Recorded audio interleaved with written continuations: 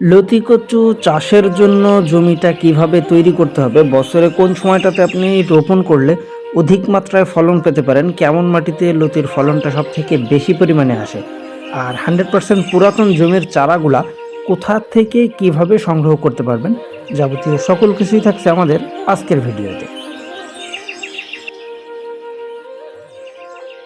দেশ ও দেশের বাইরে থেকে যে বা যারা আমাদের আজকের ভিডিওটি দেখছেন সকলকে জানাই আন্তরিক শুভেচ্ছা ও অভিনন্দন। প্রিয় দর্শক, দেখতে পাচ্ছেন একেবারে আমাদের নতুন একটা জমি আমরা প্রস্তুত করতেছি, যেটা আমার কচুর জমির পাশেই। আর মূলত আমরা ফলনের জন্য কোন কোন জিনিসগুলা খেয়াল রেখে তারপর আপনার লতি কচুটা চাষ করতে হয় বা চারাগুলা সংগ্রহ করতে হয়, সেটা কিন্তু সরাসরি আজকে মাঠ থেকে দেখাবো। প্রথমে এই যে দেখতে পাচ্ছেন, জমিটা আপনাকে প্রস্তুত করতে হবে একেবারে নরমভাবে, অর্থাৎ ধানের জমিটা যেভাবে রেডি করা হয় ঠিক সেভাবেই, যেন আপনি পা দিলে আপনার পাটা ডেবে যায় সেরকমভাবে কাদা মাটিগুলো একেবারে নরম রাখতে হবে।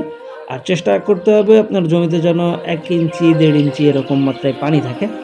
আর এরকম স্থানে আপনার চারাটা রোপণ করতে হবে 100% পুরাতন জমির চারা, যেটা কিন্তু আমার নিজস্ব চারাই আমি রোপণ করব একেবারে ছোট্ট সাইজের।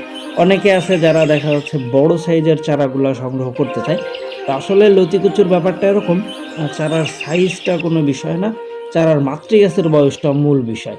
আপনি যদি 100% পুরাতন জমির চারা ছোট্ট ছোট্ট চারাগুলোও রোপণ করতে পারেন, সেখান থেকে কিন্তু মাত্র ৪৫ দিনেই ফলনটা আসা সম্ভব। যেটা এই যে দেখতে পাচ্ছেন আমাদের এইখানের কিছু গাছ আছে, মূলত এদের যে মাতৃ গাছগুলা সেগুলো কিন্তু বাজারে অলরেডি বিক্রি করা হয়ে গেছে।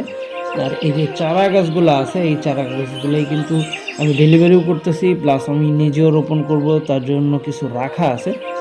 আর এইটা সবথেকে বেশি পরিমাণে ফলনটা আসে যদি দোআঁশ মাটি হয়। দোআঁশ মাটি প্লাস আপনার মাটিটা নরম থাকতে হবে, তাহলেই কিন্তু ফলনটা প্রত্যেকটা গাছ থেকেই ৭-৮টা লতি মানে একটানা আসেই। আর এটা হলো যশোরের লতিরাজের একটা অন্যতম বৈশিষ্ট্য। তবে গাছের গোড়াটা ঠিক এই যে দেখতে পাচ্ছেন আমাদের এই গাছটার মতো এরকম পরিষ্কার রাখতে হবে। আপনি যত বেশি পরিষ্কার রাখতে পারবেন, এই যে দেখতেছেন মাটিটাও নরম থাকবে, তাহলে কিন্তু লতিটাও ভালো দেখতে পারবেন। এই যে দেখতেছেন ৪টা-৫টা লতি কিন্তু অলরেডি বের হয়ে আছে। এই কারণেই কিন্তু বর্তমানে বলা হয় যে সময়ের সেরা চাষ যশোরের লতিরাজ।